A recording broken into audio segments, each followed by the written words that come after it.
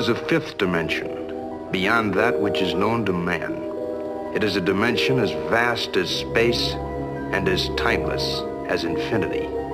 It is the middle ground between light and shadow, between science and superstition, and it lies between the pit of man's fears and the summit of his knowledge. This is the dimension of imagination. It is an area which we call the Piedmont Zone. Piedmont is such an unusual town. There's no place that I've been that's quite like it. My name is Paisley Strellis. I grew up here. People are really passionate about issues here. Gray is an anachronism. He is an old-time newspaper editor.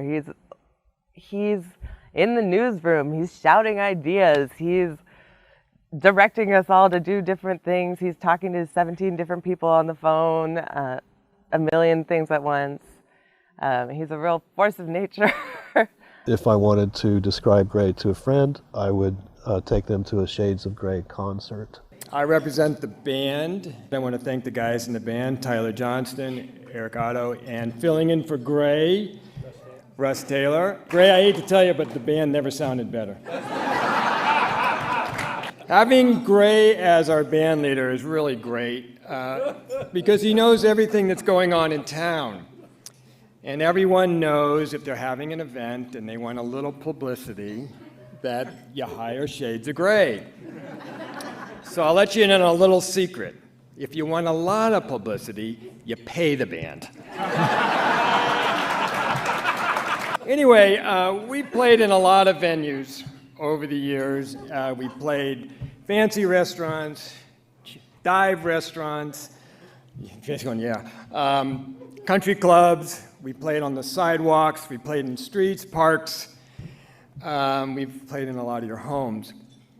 And Gray's favorite place to play, of all things, is our local cemetery. That's right. And I go, Gray, what's up with that? He goes, big crowd and very attentive. He's an incredible musician. He has an inventory of a lot of music that was written in the 40s. And whenever he asks me, Scott, what do you want to play? I always say, can we play something that was written in my lifetime? That being said, he plays everything by memory. Going way back when we were deciding on a name for the band, we came up with Gray Matter or Gray Matters with an S. We couldn't make any sense of it. So we decided on Shades of Gray. And shortly thereafter, the book 50 Shades of Gray came out, and Gray was thrilled that a book was written about the band. Lastly, let me just say on behalf of the community how fortunate we are that you were not cast for the movie 50 Shades of Gray. I am a building contractor, and we work on fine quality homes. And we got to thinking a few years ago in the office, sheesh, maybe we should do some work in Piedmont. They have some fine quality homes. Not yours, but there are some nice ones. And maybe you all know this, but I didn't. Did you know that Gray Cathrall was really a musical prodigy as a child? Did you know that? Perfect pitch, as Scott said, doesn't need sheet music. He hears it, he can play it. And finally, another thing I didn't know, most of you know that he plays keyboard, piano, right? You know that. But did you know that when he was young, he was quite the horn player? How many of you knew that? Trombone, tuba. And Gray was telling me the other day an amazing story. Not only did he claim the phenomenal memory, not only did he claim the perfect pitch. I don't know, is that true, Scott? I don't know. He also said that he could do the most amazing feats of simulating the sound of any horned instrument using nothing more than, wait for it, a rubber shower hose. So,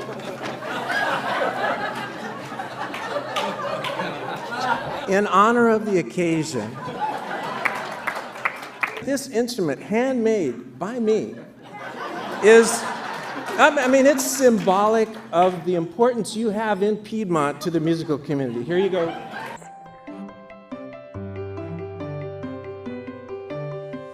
I have a newspaper. I have your newspaper. So let's start above the fold, where the headlines are often more absurd than the events that they cover.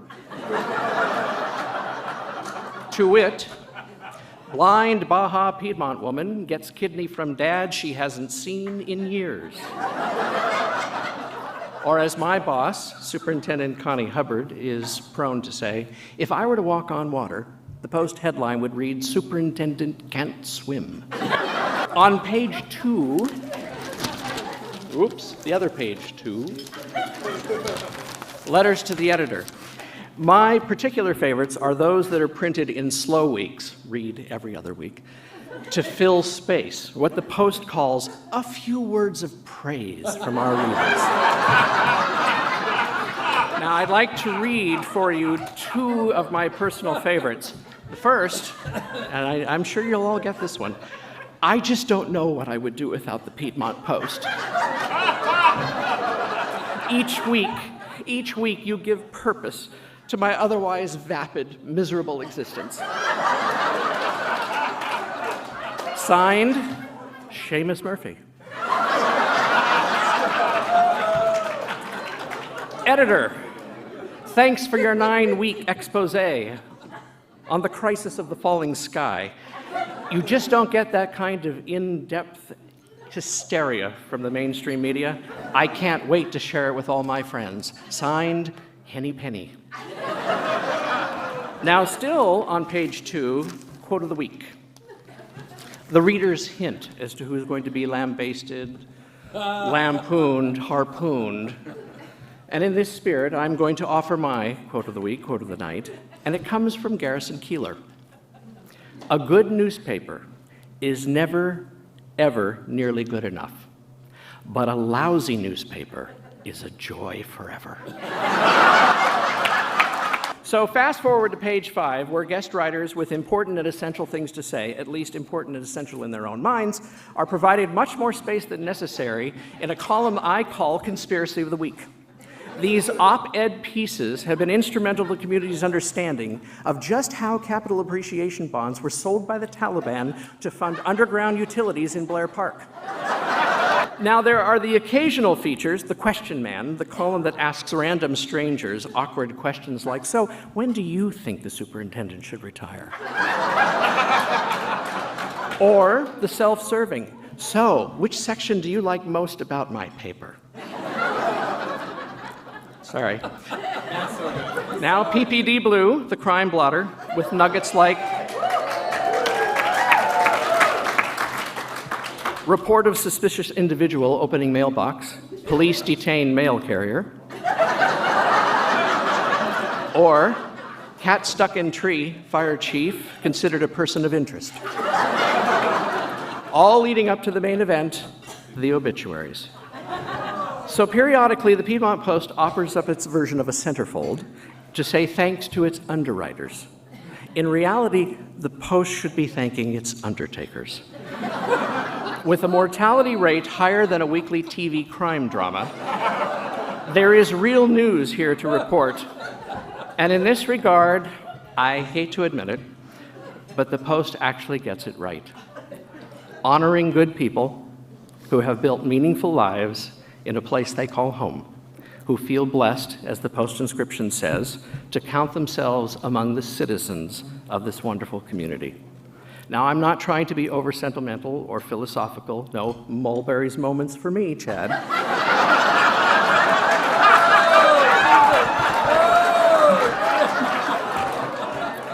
I just happen to recognize... I was not going to make myself laugh. All right. I just happen to support the importance of recognizing a life well lived as measured by its favorable impact on others.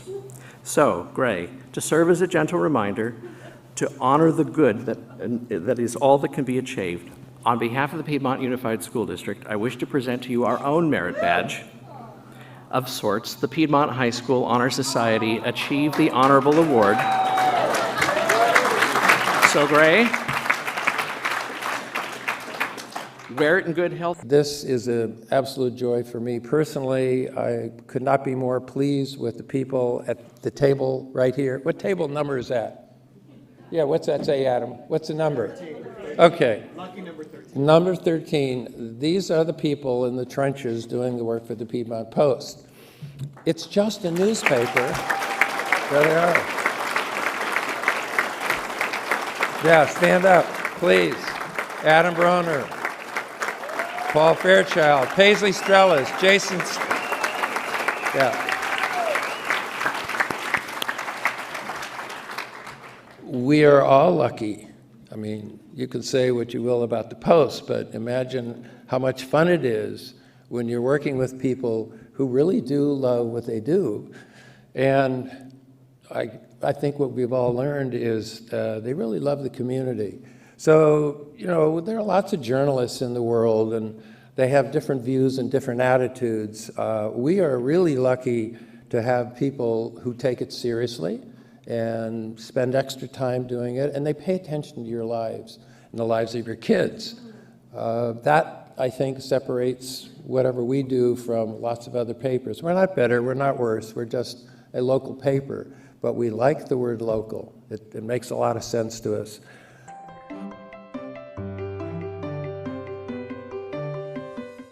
So behind me, you can see a mailbox, 6774. It's Sims Drive, which is in Montclair. It's right on the Piedmont border. This was the original home of the Piedmont Post. It was a two-car garage, which is right down at the foot of this driveway. We worked only at night because the two people working with me at that time worked by day for the competition, which was pretty funny. One day we came to work in January. The guys who were doing the paper at that time in production brought in wool gloves, and they cut the tips out of their gloves so they could type on the computer. This cartoon shows two people working in very cold conditions. This happens to be in a garage, and there are icicles coming off the pipes overhead. Well, here we are. Welcome to the almost original home of the Piedmont Post. This was the Christian Science Church. From our standpoint, all we needed was a small space with a roof over our head, some electricity, some running water, and reasonably accessible for the people working with the paper. This provided all of those needs. It was very rudimentary. Right here we had two desks, two tables really, they weren't even desks. We had two computers, we had a printer, we had a fax machine, we had a phone, and that was it. This is the Piedmont Post. This is the inner sanctum of the Piedmont Post. Quiet, hidden away. This is the office where our feature writer works. We're now in the main office. First thing we have is a small office for our city writer, our city editor. This desk in the middle of the office is here for a purpose. This is where our production manager sits, works, and the production manager in any newspaper is responsible for the look of the entire paper. This is essentially the assembly line. So the reporters are producing stories, photographers are taking photos, they're sending them in, they go through me for editing, they come to Paul Fairchild, our production manager, who works here, sports editor at that desk.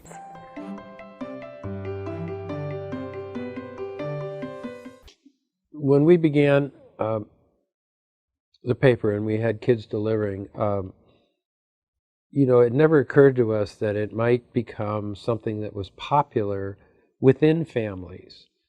Yeah, this brings back memories. Let's see, I started out delivering just on all city days. I would deliver the paper to everyone with a 4-block radius of here. I mean, the Piedmont Post is the first time I ever got a job. It was the first time I ever worked for anything really in my life.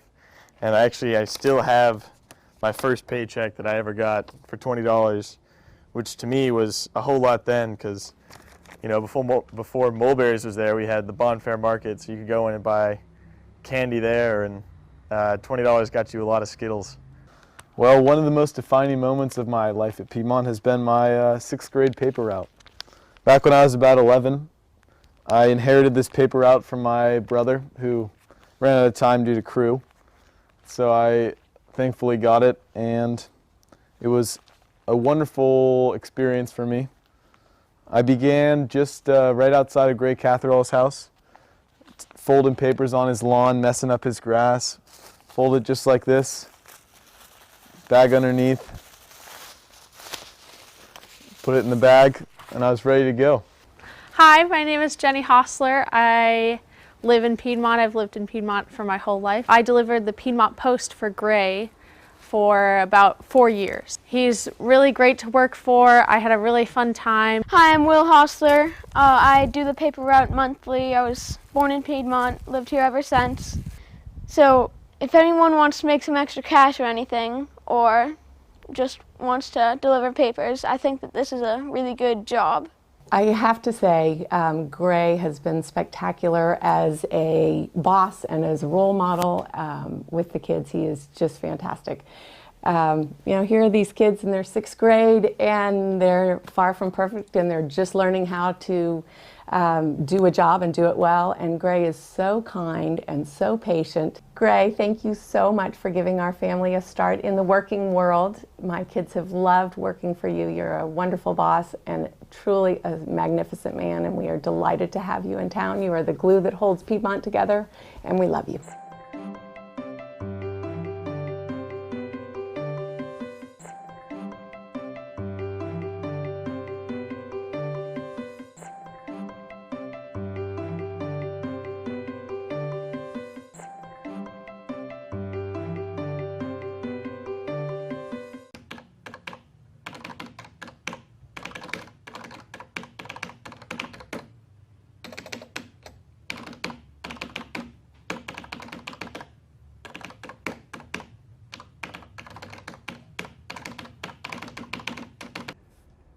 Welcome everybody. We are in session 3 of a brand new show called Inside the Piedmont Post. I'm Greg Cathrall. I'm the editor of the Post. Every week we have a meeting with the reporters. We talk about what we expect to have in the paper in the coming week. It's kind of a working discussion, but it occurred to us it might be very nice for people in the community to get an idea of what we're going to be talking about, what some of the stories are, and simply hear our conversation. This is not staged, we don't rehearse, it's just a working discussion. We hope you enjoy it. Let me tell you where we are currently. This is being taped in a lovely location under a very tall redwood tree in Baja Piedmont, our favorite place. And we have a view from here of the wonderful Piedmont hills, that is to say the hills of Piedmont. We're outside, which is in contrast to our office, which is a somewhat remote location. So we're happy to be here. We're happy to be able to share some of what we do with everyone in the community, and we hope you enjoy the show. So, good morning, everybody. Good morning, Gray. Nice to see Jason Eisenberg, our sports reporter, and Paisley Strellis, our city editor. Kate Frattar, our school reporter, is not here. She's on assignment in Boston, but she will join us next week. So let's start with sports. Sports. Big, not so much a big week coming up, but a big week last week. Yeah, definitely. Big week this week, actually, as well. Some of the subtleties of how they're financing it, and there were some interesting issues that came up about whether to add it to the new transfer tax, or add it to the existing transfer tax for new homeowners, add it to the parcel tax for existing homeowners, and there was a particularly interesting distinction about if you earmark these funds for sewers only, right, you need 67% approval.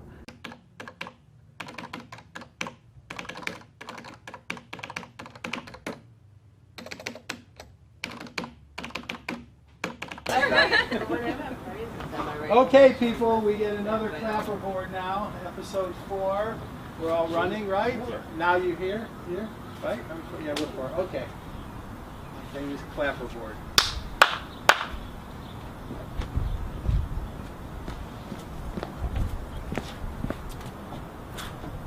Good morning. Welcome to Inside the Piedmont Post. This is a 4th edition of our little discussion with the reporters, and we're talking about the items that we'll be covering in next week's paper. We are situated under a magnificent redwood tree, high in the regions of Baja Piedmont, with a view of the hills in the background. The purpose of the show is to let people have some idea of what the Post will be covering in the coming weeks. And we're going to open it up next week to an audience. So stay tuned. You can be part of the audience if you want. And if you have any questions, or if you'd like to be to sign up to be part of the audience, send me an email, news@piedmontpost.org. And we'll be happy to respond right away. At any rate, so our 4 reporters are here. Kate Furtar, who handles schools, Paisley Strellis, who covers city events and general news, and Jason Eisenberg, who covers sports. And we will have a standard discussion that most newspapers have. It's a roundtable discussion where we are planning events that we'll be covering over the course of the week. I hope you enjoy. Good morning, everyone. Good morning. So, Mr. Sports. We're going to start with sports. Okay. So, when's the last time the front page of the paper had 2 athletes on it? Probably before I started here. I think so. Ms. Furtar. Alrighty. So we have another run sheet that's kind of everything that's going on, maybe not everything that we can fit into one issue. So I'll start with the 3 things that we'll definitely get in. So we have graduation today. Jason is offering to take photos for us. This is high school graduation. High school graduation. Right. And then yesterday we had millennium graduation and the 8th grade graduation. Right. Went to both of those and very nice ceremonies. Paisley Strellis on to City Hall and big time news. City Hall. I'm excited about going to the zoo. Oh, That's my top story. That's great. So that's tonight, Walk in the Wild? Fundraiser, Walk in the Wild. Good. I'm really looking forward to it. So City Council is on Monday. Okay. I believe this is when they will approve the budget. I think so. Gray, hats off to you. I am so appreciative of all the things that you have done for us to promote the school activities and events, and to just showcase our kids and how wonderful they are and what wonderful things they're doing. You're absolutely the best. I can call you anytime, I can email you anytime, and you just always come through. Always with a smile, always with a little chuckle, and always with a really, really positive attitude. And Gray, you're a star.